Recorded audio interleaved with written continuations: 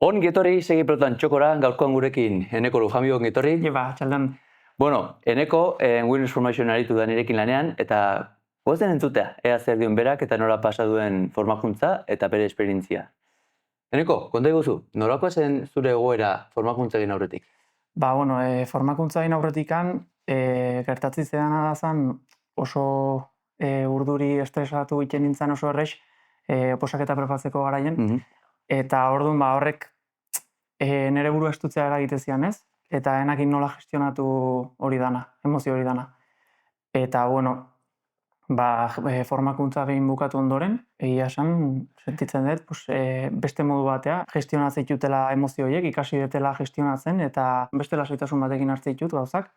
Eta lehenago kezkatzen zizkiatzen gauzak, ja ez diate berdin kezkatzen, lasaiago patxada sartzen ditut, eta gaur ezindako lanak bihar ingo ditugu eta hola izten dut. Aipatu duzu, formakuntza hasi zinen garaian, hasi zinen batez ere oposaketa prestatzen ari zalerako, gaur egun oraindik. Nolakoa zen zure egunerokotasuna, zenbatean presionatzen zinen edo zera sentitzen zuena garai hartan Enekok? Kontua zen, egunero helburu jartzen dituen ikasteko, ikasketa karga bat jartzen dion nire buruari ez, adibidez, 3 ordu egunean. Eta pixkanaka progresiboki igotzen jun. Kontua zen, egun baten adibidez, 3 ordu horietara ez banitzen iristen, edo konzentratzerako garaian ikusten manun, egunan momentu hortan ez nula lortzen konzentrazio edo enun kupo hori betetzen, eta orduan gero frustratu egiten nintzen, frustrazio hori azkenen nire gertuko jendeakin ordaintzen duen, eta gaizki egon bat sortzen zian niri ez. Gaur egun Eneko, 2 hilabete eskas, aritu gara lanean, nolakoa da zure egoera? Nola esango zenuke bizitzarela gaur egun edo nola hartzen duzula realitatea? Gaur egun beste enfoke batetik ikasi bidatzen gauzak, gaur 3 ordu lanin beharrean, ordu bete badet, ez diot petxazetena da, bihar beste egun bat izango da, eta gaur indako lana, azkenen, denbora epe luzerako hain naiz lanen, orduan, epe luzera gaurko lana baliagarri izango da. Eta egunerokotasunen ere, goizen ez banago konzentrazio aldetik edo ondo, gero arratsaldean gogoa dakatenen, hor txartzen dut, eta askoz ere hobea naiz, efikazeagoa naiz, ordu hortan.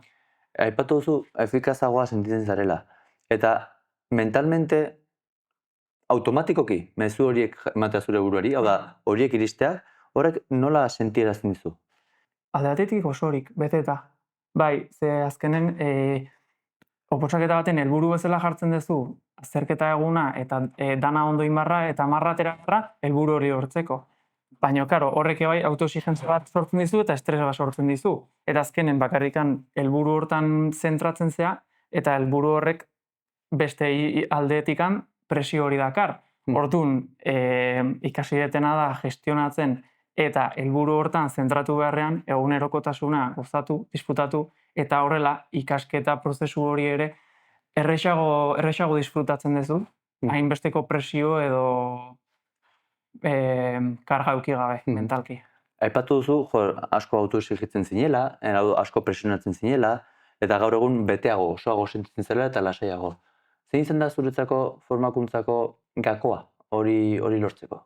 Alde batetikan, ikustea, nahiz eta helburua eduki, garrantzitsuna helburua baino, dala egunerokotasunan iten dugun bidea, azkenen ni beti batzen naiz, Asier, zu jarritako adibide bat, dala azkenen hazi bat baldin badakagu eta landatzen badugu eta egunero ura ematen badiogu, egun baten zuaitza bilakatuko da. Azkenen nik hor estrapolatzen dut nire oposaketa periodora eta ez da egunero iten duten lan kantitatea, baizik eta dakaten periodo horretan iten duten lan kantitatea. Orduan egun baten naiz eta ona ez izan, kantitatea da importantena. Eta zu luzera, ari baldin bazara, horrek lehenago beranduago emango dizu. Maitzak egertzen. Bai. Oso ondo.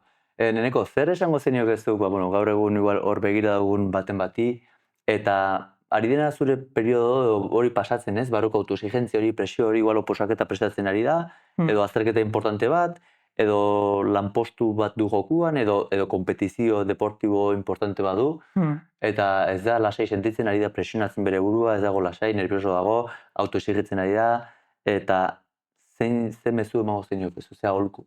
Jo, esango nuke, lehenik eta behin, kurtsoa itea gomendatuko nuke, Riesgo? bai, ze egia da, osea, oso erretxa da, kontatzea zuri o esatea zein bar dezun, ez? Baina nik ikusi dutena zurekin kurtso mintzat izan da, esan ez aparte gero nik indet lana. Orduan, norberak iten duen lana eta norberak iten duen klik hori, nire ustez hori da importantena. Norberak itea klika Hori. eta batzuk modu batera lortzen dute eta bestek bestera. Eta hori izango zen, bai. Oso ondo. Zeratik beti dugu, teoria jakitea erraixa da, ez? Claro. Klik hori egitea, gai izateko herramienta horiek aplikatzeko hori da benetan Hori da. aldaketa, transformazio. Hori da, eta denok ez dugu berdin egiten klika. Batek modu bat egin dezake eta beste batek beste batera. Bai. Mila esker, Eneko. Niretzako ere plazer bat izan da, zure aldaketa hau bizitzea, ikustea, eta espero zagun, norbaitentzako ere lagungarri izatea. Así que mila esker, eta beti duguna, jarrai dezagun gure amets eta objektiborengatik burukan. Hori da. Pena merezu eta. Bai. Eskerrik asko. Mila esker, zuri.